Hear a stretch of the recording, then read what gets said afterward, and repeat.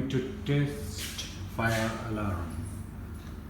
Okay, so here is written on the numbers over here, as you can see, all normal, there is no issue. Okay, as you know, you can exit from here, and if you need to see the loops, you can enter and you will find out the numbers. Here is all the numbers. Now I am going to press the button for the fire. Here is it. You need to press it and push it down. When I will push it, there is a signal and the alarm will start. After that, if you need to check it out, we need to go to the menu and we need to check the number. There is number already written here, 03. We have to go back to the panel. We need to find out the number 3.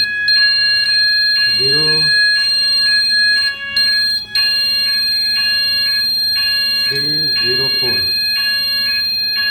And there is alarm. We need to reset it here. For the reset, we need to open the key. Left. We need to open the brake glass.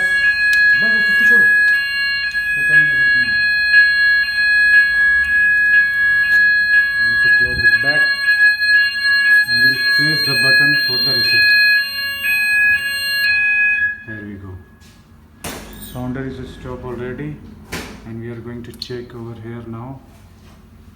Number 4 is reset. After 3 seconds, it will be normal. As you can see, it's normal already.